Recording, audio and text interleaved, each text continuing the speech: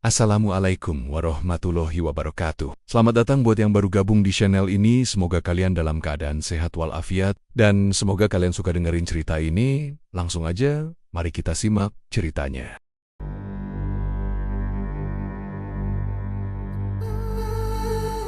Sore itu langit Pangandaran tampak murung.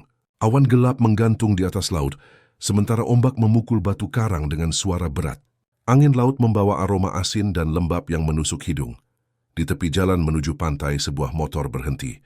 Pengendaranya Rendra, lelaki berusia 27 tahun, menurunkan helmnya sambil memandang ke arah laut lepas. Ia seorang wartawan muda dari Bandung yang sedang menulis liputan khusus tentang bangunan tua dan tempat bersejarah yang terlupakan di Jawa Barat. Selama beberapa hari ia berkeliling mencari lokasi menarik.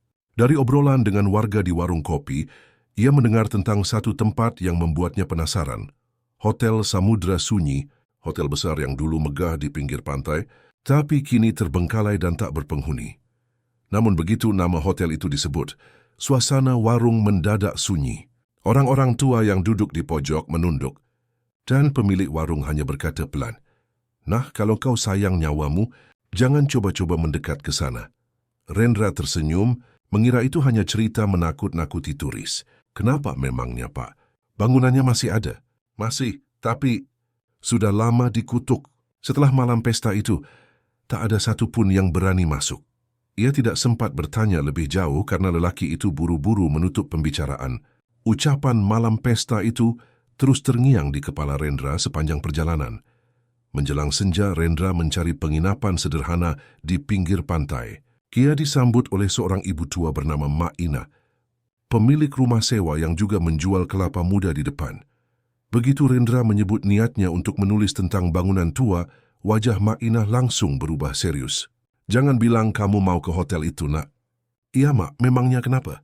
"Saya cuma mau foto dan ambil data sejarahnya. Hotel itu bukan cuma kosong, ia hidup, Pep. Setiap malam bulan purnama, lampu-lampu di sana menyala sendiri. Orang-orang bilang, tamu-tamu yang mati di malam pesta itu masih suka menari di dalam." Mak Inah menatap laut lepas, lalu menambahkan pelan, "Kalau memang ingin menulis, tulislah tentang pantainya saja, bukan tentang kematian." Malam itu Rendra duduk di beranda rumah sewa sambil menatap ke arah cakrawala. Dari kejauhan ia bisa melihat siluet bangunan besar di tepi pantai, gelap, tinggi dan sunyi. Petir sesekali menyambar di belakangnya, memperlihatkan bentuk atapnya yang rusak dan dindingnya yang ditumbuhi lumut tebal. Alih-alih takut, Rendra justru merasakan dorongan kuat untuk tahu lebih banyak. Ia mengeluarkan buku catatannya dan menulis, "Lokasi Pangandaran Hotel Samudra Sunyi. Warga sekitar menghindarinya. Ada kisah pesta misterius. Besok pagi saya akan ke sana." Saat angin laut bertiup kencang, Rendra menutup bukunya. Namun sebelum ia masuk ke kamar, ia sempat menoleh sekali lagi ke arah bangunan hitam di kejauhan itu dan melihat sesuatu yang tidak seharusnya ada. Di lantai paling atas hotel itu, tampak satu cahaya kecil berkedip, seperti nyala lampu dari kamar yang seharusnya sudah lama mati. Cahaya itu padam beberapa detik kemudian, menyisakan kegelapan total. Rendra menarik napas panjang. "Besok aku akan cari tahu," gumamnya pelan. Ia tidak tahu keputusan itu akan membuka pintu menuju malam yang tak akan pernah berakhir. Pagi itu langit Pangandaran mulai cerah.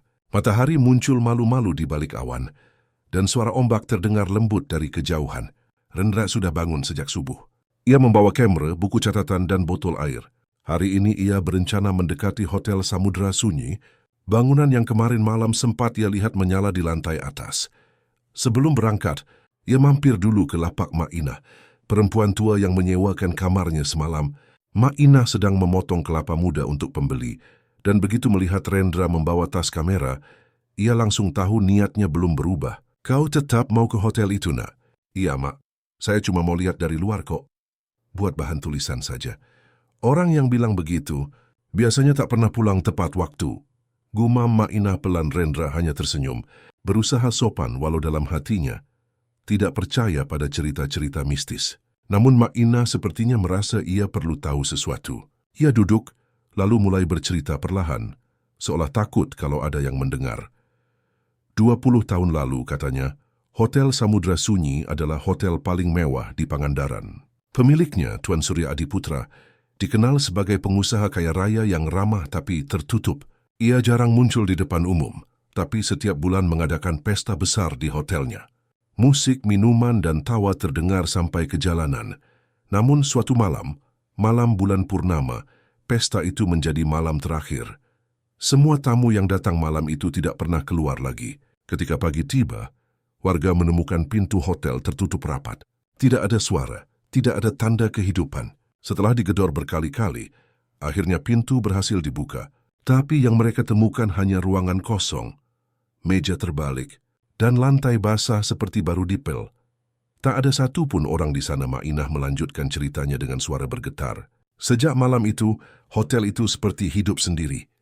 Ada orang yang pernah melihat lampu menyalakan diri. Ada juga nelayan yang katanya mendengar musik dari arah pantai. Padahal tak ada siapa pun di sana. Lalu, Tuan Suryanya kemana?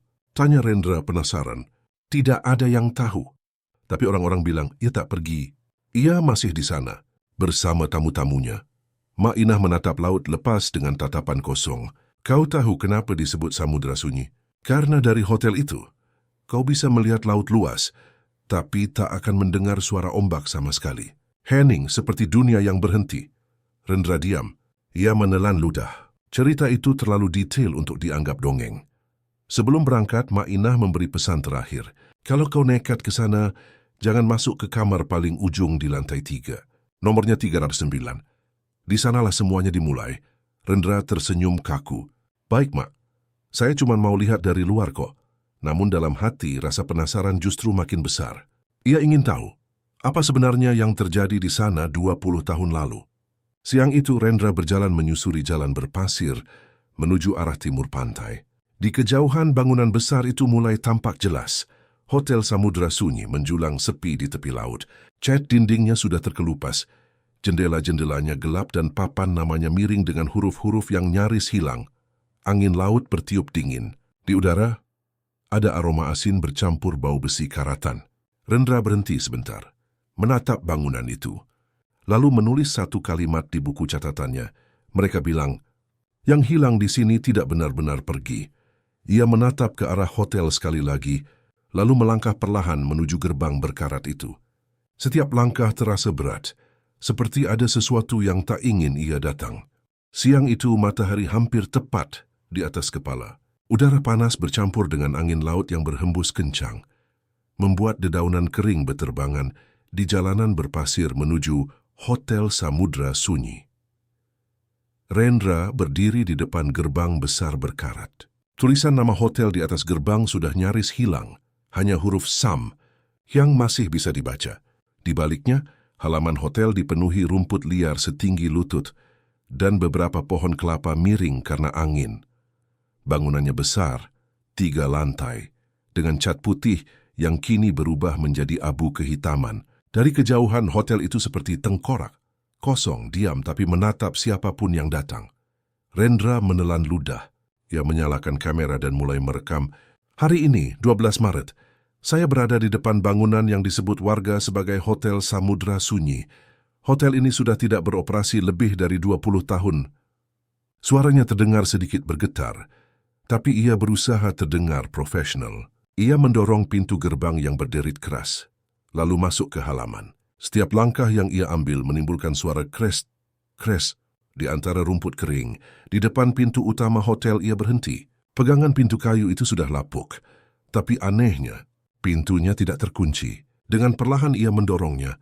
Crashing dik. Suara engsel pintu yang berderit panjang menggema ke seluruh ruangan, membuat bulu kuduk Rendra merinding. Begitu masuk, udara di dalam terasa berbeda, lembab. Dinginnya tidak wajar, seperti berada di dalam ruangan bawah tanah. Debu tebal menutupi lantai marmer yang dulunya pasti berkilau. Di dinding tergantung bingkai foto-foto lama. Wajah tamu, pemandangan pantai, dan satu foto besar seorang pria berjas putih tersenyum. Di bawahnya tertulis, Surya Adiputra, pendiri dan pemilik Hotel Samudra Sunyi. Rendra memotret beberapa gambar, lalu melangkah ke arah meja resepsionis. Di sana masih ada bel meja kecil, berkarat tapi utuh. Ia menekannya pelan, hanya ingin mencoba. Ting, Suara itu menggema pelan, dan anehnya, setelah bunyi bel itu ada angin dingin berhembus dari arah tangga. Rendra menatap ke arah tangga besar di tengah lobi. Tangga itu berputar naik ke lantai 2, tapi kayu pijakannya sudah mulai rapuh. Di sisi lain ruangan, ia melihat jejak kaki basah, seperti bekas orang baru saja berjalan tanpa alas kaki. Jejak itu menuju ke arah belakang hotel. Ia mengikuti pelan-pelan sambil terus merekam. Setiap langkah terasa berat, dan udara makin dingin. Bau amis mulai tercium, seperti air laut yang basi. Jejak itu berhenti di depan kolam renang hotel yang sudah lama tak terawat. Airnya berwarna hitam kehijauan, penuh lumut dan daun kering. Tapi anehnya permukaan air itu seperti baru bergelombang, seolah seseorang baru saja menyentuhnya. Rendra menunduk, mencoba memotret, tapi di pantulan air, ia melihat bayangan seseorang. Seseorang sedang berdiri di sisi kolam, memandangnya dari belakang, refleks. Rendra menoleh cepat, kosong. Tidak ada siapapun. Ia kembali menatap kolam, bayangan itu masih ada. Tapi kini melangkah ke arah air dan menyelam perlahan. Rendra terdiam. Tidak ada cipratan air, tidak ada suara. Hanya gelombang kecil di permukaan yang makin tenang. Beberapa detik kemudian, sesuatu mengapung ke atas. Sebuah gelas sampahnya pecah. Setengahnya tenggelam di air kotor. Seolah baru saja terjatuh dari tangan seseorang. Rendra mundur perlahan. Jantungnya berdetak keras. Ia berusaha meyakinkan diri bahwa itu hanya bayangan atau ilusi optik karena panas dan cahaya. Tapi tubuhnya mulai merinding. Ada sensasi seperti diperhatikan dari banyak arah. Padahal ia sendirian. Dari kejauhan terdengar suara samar, seperti musik pesta dari era lama. Suara piano, diiringi tawa pelan, kemudian hilang begitu saja. Rendra menatap ke arah dalam hotel. Sepertinya aku harus lihat bagian dalamnya lebih jauh lagi. Gumamnya dengan napas berat. Ia tidak sadar. Di lantai atas, dari jendela yang pecah, seseorang sedang menatapnya turun ke bawah. Sosok itu berdiri diam. Mengenakan jas putih, wajahnya tertutup bayangan. Langkah kaki Rendra bergema di dalam koridor lantai 2. Suara sepatu yang menapak di lantai marmer berdebu terasa jelas. Karena seluruh bangunan benar-benar sunyi. Tidak ada suara burung, tidak ada angin. Hanya gema langkahnya sendiri. Lampu gantung di langit-langit sudah jatuh dan menggantung miring, berayun pelan setiap kali angin lewat dari jendela pecah. Udara di sana lembab dan berbau besi karatan. Rendra terus melangkah sambil merekam dinding dan nomor kamar. Setiap pintu terlihat sama.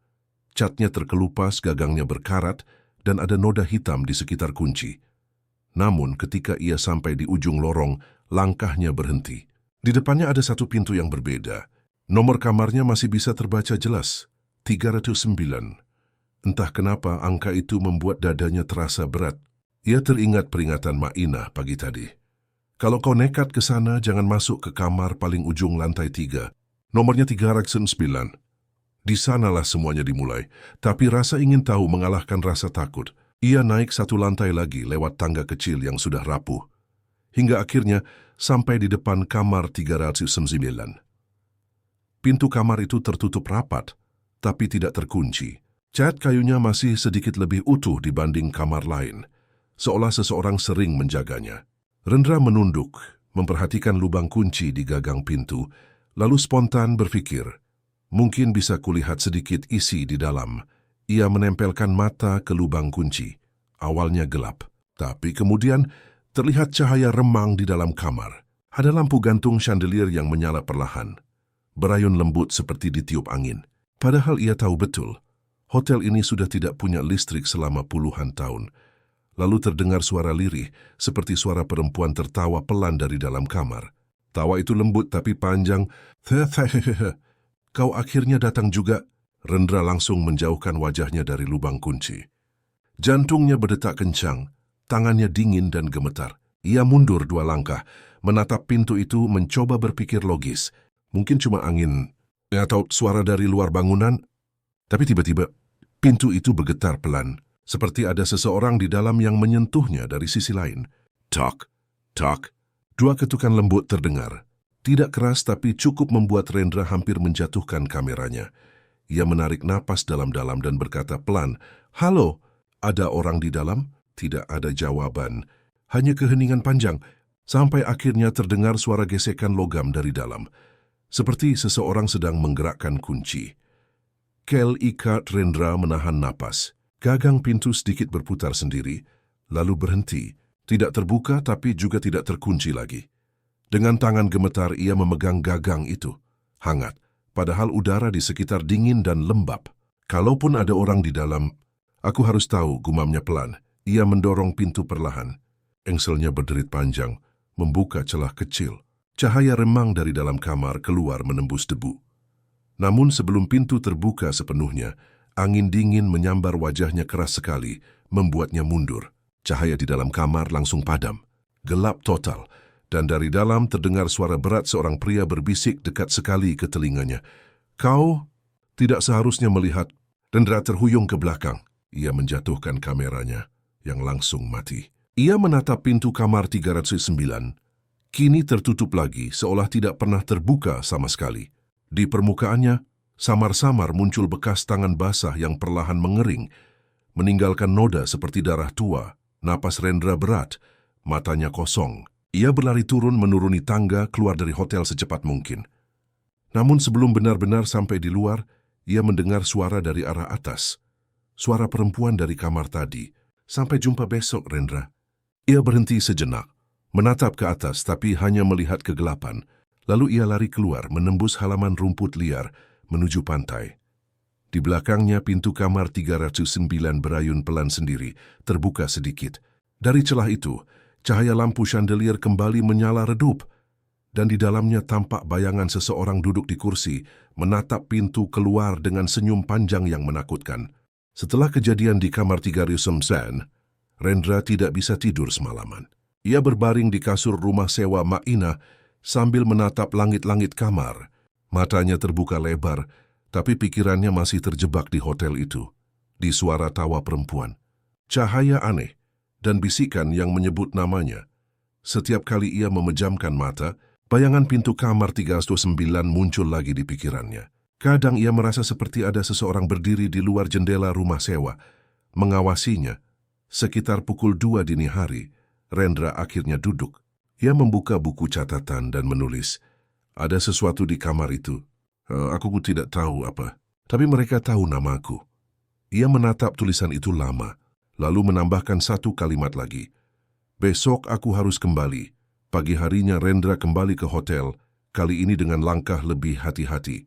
Ia merasa tidak tenang sebelum mengetahui kebenaran. Matahari sudah tinggi, tapi udara di sekitar hotel tetap terasa dingin, seolah tempat itu punya iklimnya sendiri. Saat memasuki lobi, debu di lantai masih sama, tapi kali ini ada sesuatu yang baru. Sebuah buku besar berdebu tergeletak di meja resepsionis, padahal kemarin ia yakin meja itu kosong. Sampul buku itu terbuat dari kulit tua, berwarna coklat kehitaman, dengan tulisan pudar di bagian depan.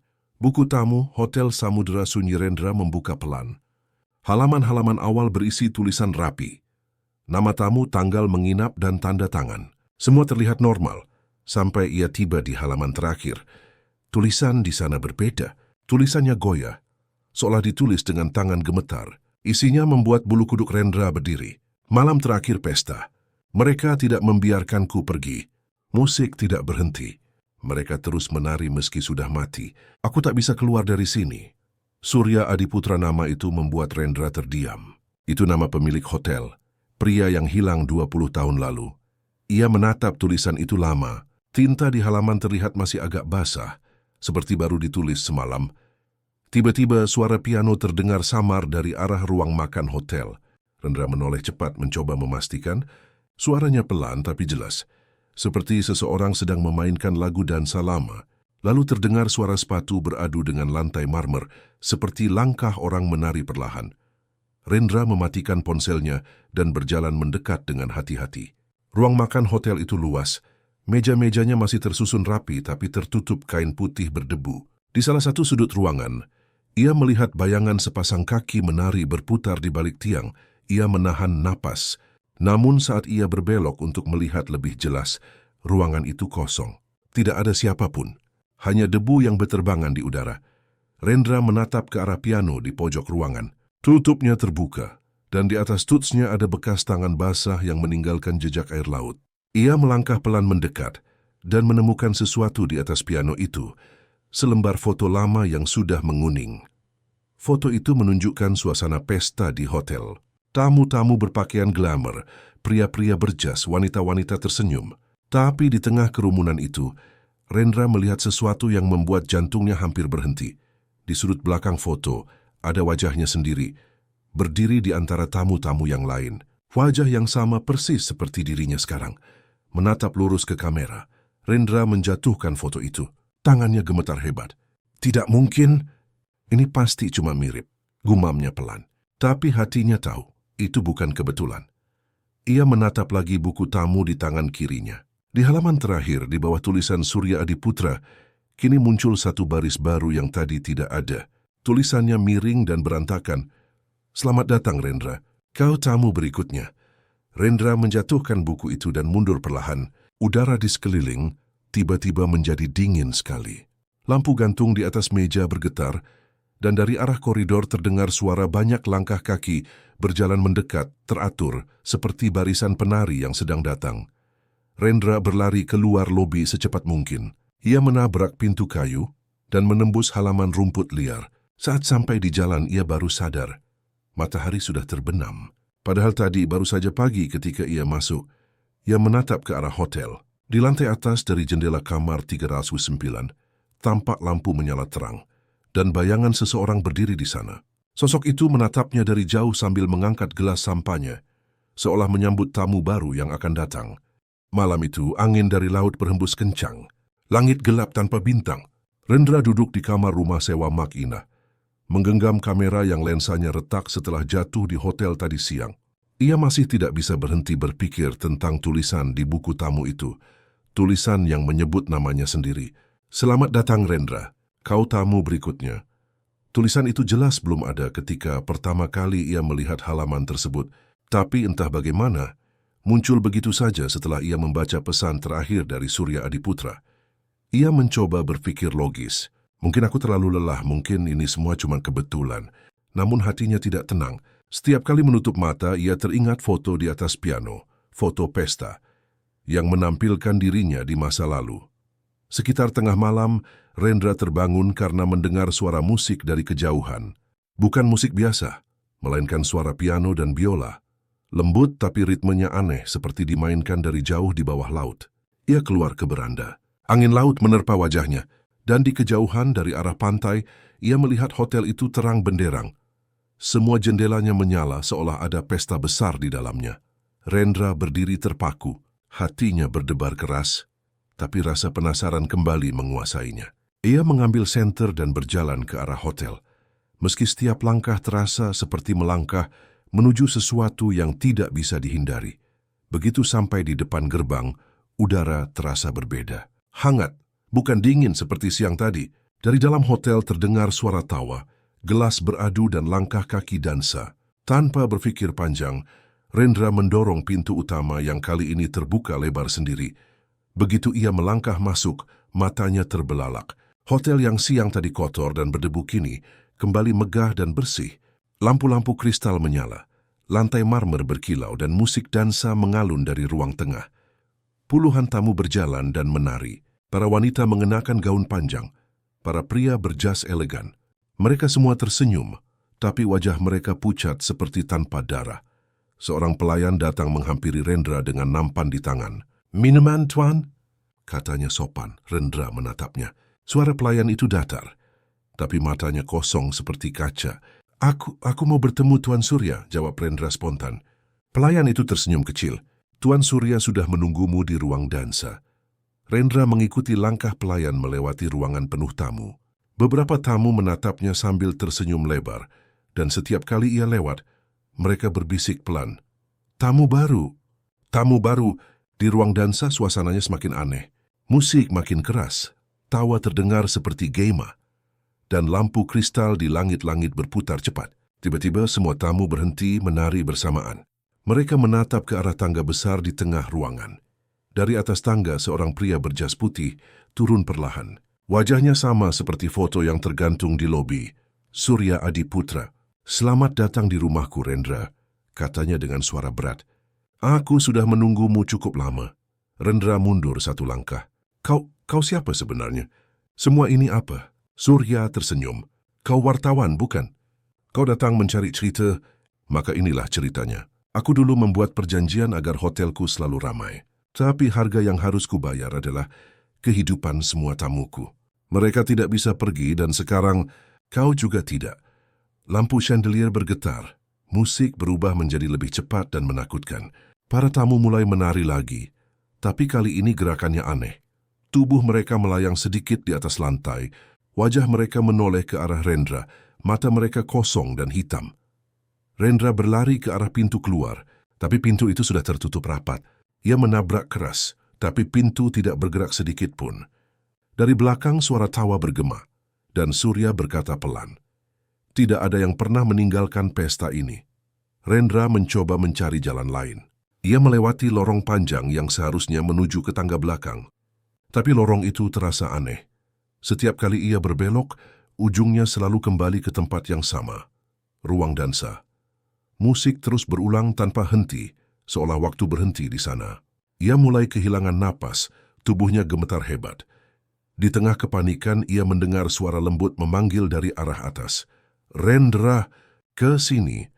Suara itu suara perempuan, suara yang sama seperti yang ia dengar dari kamar 309. Rendra menatap ke atas tangga.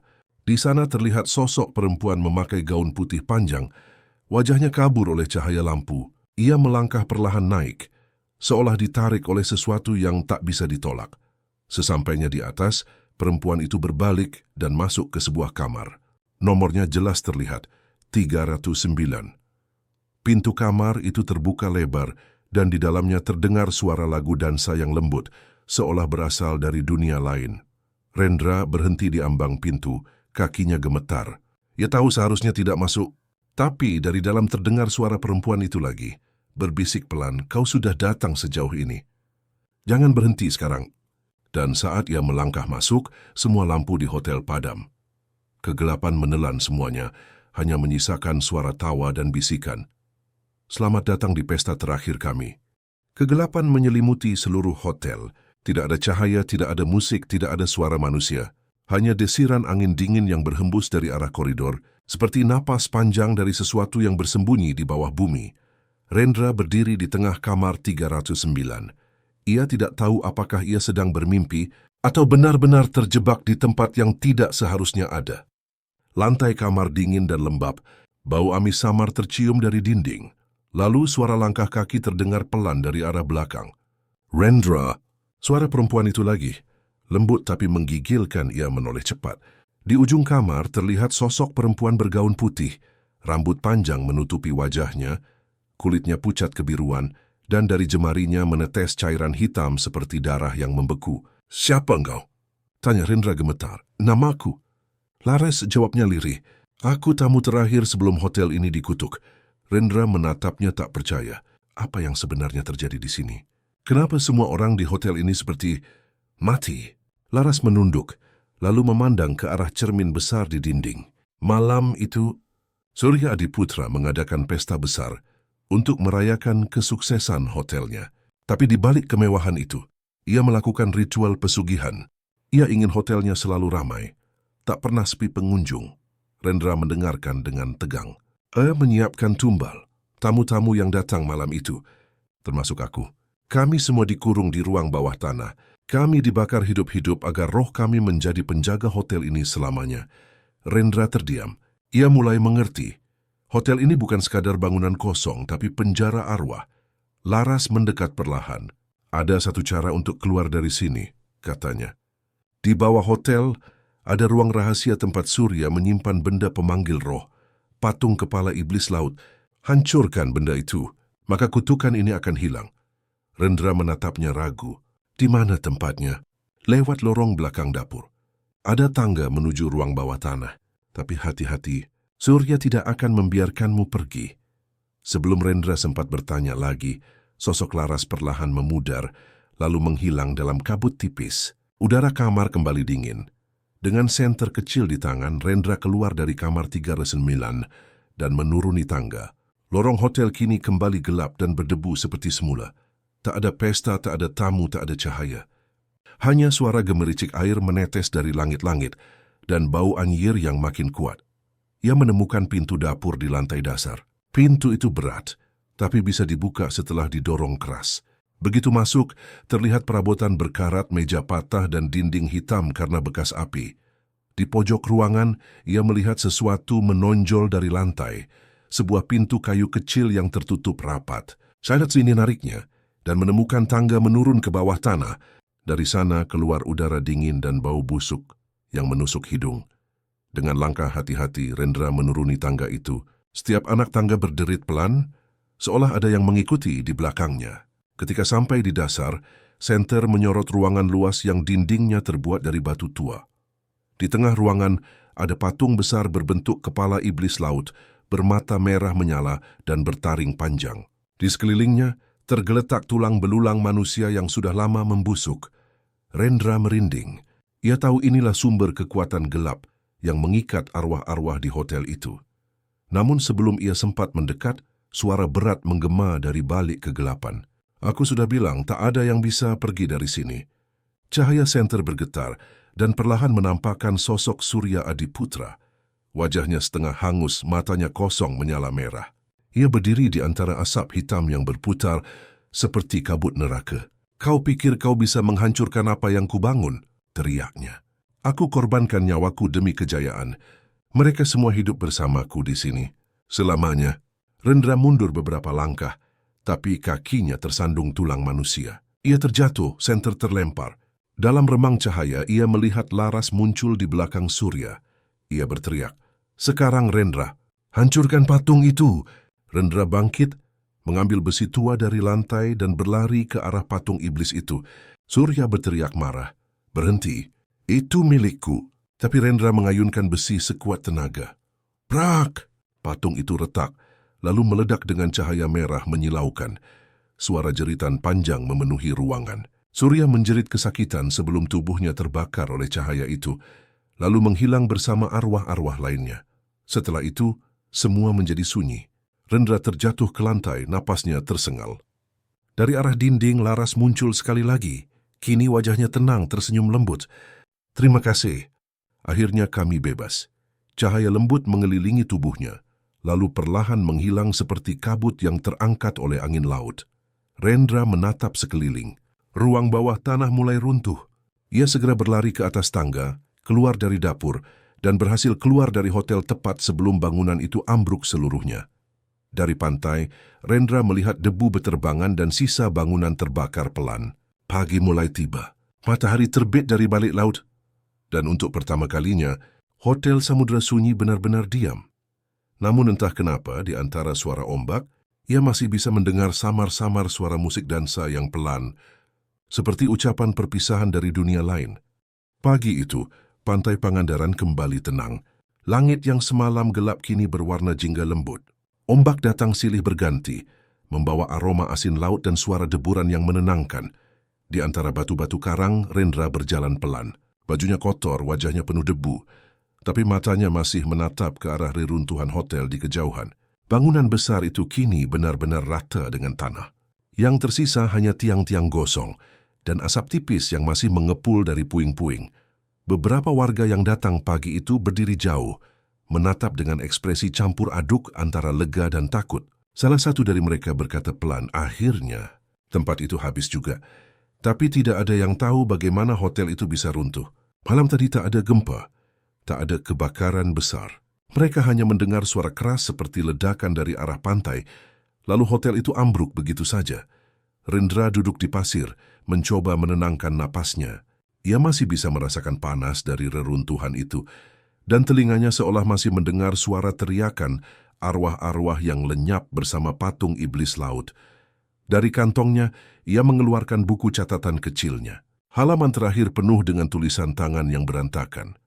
Catatan tentang Surya Adiputra, pesta berdarah, dan arwah laras yang membantunya. Ia membaca ulang kalimat terakhir yang ia tulis sebelum semuanya terjadi. "Besok, aku akan menulis akhir dari cerita ini." Kini, ia tersenyum samar. Sepertinya akhir itu datang lebih cepat dari yang kukira, gumamnya. Menjelang siang, Mak Ina datang menghampiri sambil membawa air minum. Wajahnya tampak terkejut melihat Rendra masih hidup, Nah, Rendra, kau selamat. Haya, Mak. Semua sudah berakhir. Mak Ina duduk di sampingnya. Dulu waktu hotel itu baru dibuka, aku kerja di sana. Aku tahu ada yang tidak beres, tapi tak bisa berbuat apa-apa. Bertahun-tahun aku merasa bersalah. Dan sekarang kau yang menyelesaikannya. Ia menatap laut lalu berkata lirih, kadang tempat yang terlalu lama menahan dendam memang harus dihancurkan. Rendra hanya mengangguk. Ia tahu meski hotel itu lenyap, ceritanya tidak akan pernah hilang. Malamnya Rendra kembali ke kamar rumah sewa. Ia menulis panjang di buku catatannya. Bukan sekadar berita, tapi kesaksian. Ia ingin dunia tahu bahwa di balik kisah seram dan legenda, ada manusia-manusia yang dulu benar-benar hidup, menderita, dan terjebak oleh keserakahan seorang pria. Selesai menulis, ia menutup buku itu dan menatap keluar jendela. Laut tampak tenang diterangi bulan purnama yang indah. Namun tiba-tiba, ia melihat sesuatu di kejauhan. Bayangan samar seperti sosok wanita bergaun putih berjalan di atas ombak, lalu menghilang dalam cahaya bulan. Rendra tersenyum kecil. Terima kasih, Laras. Katanya pelan. Keesokan harinya ia meninggalkan Pangandaran. Di jalan menuju terminal, ia melewati papan tua yang sebagian tertimbun pasir. Tulisan di papan itu nyaris tak terbaca, tapi masih bisa ia kenali. Hotel Samudra Sunyi, tempat kenangan. Tak terlupakan Rendra berhenti sejenak. Ia menatap papan itu, lalu mengambil kameranya yang sudah rusak dan mengambil satu foto terakhir. Beberapa kenangan memang tidak seharusnya diingat, bisiknya. Ia lalu melanjutkan perjalanan, meninggalkan pantai, meninggalkan kisah yang tak akan pernah ia tulis sepenuhnya. Namun saat bus yang ia tumpangi bergerak, buku catatan di pangkuannya terbuka sendiri.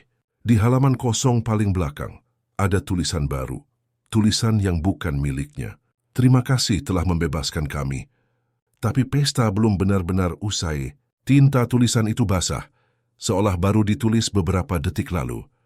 Rendra menatap buku itu dengan wajah pucat. Bas terus melaju keluar kota. Dan dari kaca jendela, pantulan samar wajah Surya Adiputra tampak menatap balik dari luar, tersenyum dingin. Sudah 3 bulan berlalu sejak Hotel Samudra Sunyi runtuh. Rendra kembali ke Bandung, melanjutkan pekerjaannya sebagai wartawan. Namun sejak malam itu di Pangandaran, hidupnya tidak pernah sama lagi. Ia sering terbangun di tengah malam, mendengar suara piano samar-samar dari arah jendela. Kadang, ia mencium aroma garam laut di kamarnya, padahal tempat tinggalnya jauh dari pantai. Dan setiap kali ia membuka buku catatannya, tulisan misterius di halaman terakhir selalu muncul kembali. Meski sudah berkali-kali ia hapus. Pesta belum benar-benar usai. Suatu sore, redakturnya meminta Rendra menulis artikel tentang tempat angker di Jawa Barat. Rendra menolak halus berkata, ia sudah tidak tertarik dengan hal-hal semacam itu. Namun dalam hatinya ia tahu alasan sebenarnya, karena ia masih takut. Takut kalau setiap kali menulis kisah seram, nama Hotel Samudra Sunyi akan kembali menghantui pikirannya. Dan takut kalau arwah yang dulu ia bebaskan mungkin belum semua benar-benar pergi. Beberapa minggu kemudian Rendra menerima surat tanpa nama di meja kerjanya. Kertasnya kuning, berbau lembab seperti disimpan lama di tempat basah. Tulisan di amplopnya hanya satu kalimat. Kau harus kembali ke pantai itu. Rendra membukanya dengan tangan gemetar. Di dalamnya ada foto lama, foto yang sama dengan yang dulu ia temukan di hotel. Pesta dansa dengan Surya Adiputra di tengahnya.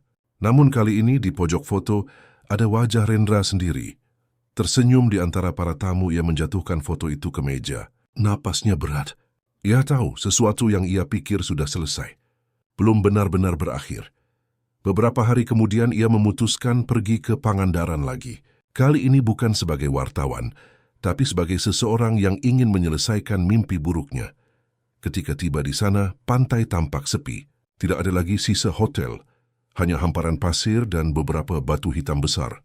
Namun anehnya, laut di depan tempat bekas hotel itu berwarna lebih gelap dari bagian lainnya, seperti menyimpan bayangan di dasarnya. Rendra berdiri di tepi air, memandangi ombak yang datang perlahan. Tiba-tiba angin laut berhembus kencang. Dari arah gelombang ia mendengar suara perempuan memanggil pelan, "Rendra." Suara itu lembut, tapi penuh kesedihan. Ia mengenal suara itu. Laras cair laut tiba-tiba bergolak. Dari tengah ombak, Muncul bayangan tangan-tangan pucat yang bergerak ke permukaan, seperti mencoba meraih cahaya. Rendra mundur ketakutan, namun bersamaan dengan itu, muncul sosok Laras berjalan perlahan di atas air. Rambutnya berkibar tertiup angin, wajahnya tenang. "Kau tak perlu takut," katanya dengan suara berbisik. "Kami sudah bebas, tapi laut ini masih menyimpan satu jiwa yang belum pergi." Rendra menatapnya. "Surya Adiputra." Laras mengangguk pelan. Ia belum tenang. Ia bersembunyi di bawah laut. Setiap kali ombak datang, ia mencari jiwa baru untuk menemaninya. Ombak tiba-tiba naik tinggi. Langit mendadak gelap, seperti malam datang lebih cepat dari seharusnya. Suara petir menggema dari tengah laut. Rendra mencoba berlari, tapi pasir di bawah kakinya berubah lembek, menariknya seperti tangan-tangan tak terlihat. Laras berteriak, "Pergi, Rendra! Jangan biarkan dia menarikmu juga." Namun sebelum Rendra sempat menjauh, gelombang besar menghantam pantai. Semua menjadi gelap. Keesokan paginya, warga menemukan kamera rusak dan buku catatan Rendra di tepi pantai. Tidak ada tanda-tanda tubuhnya, hanya jejak kaki yang menuju ke arah laut dan berhenti di ujung air. Beberapa orang bilang mungkin ia terseret ombak, namun ada pula nelayan yang bersumpah.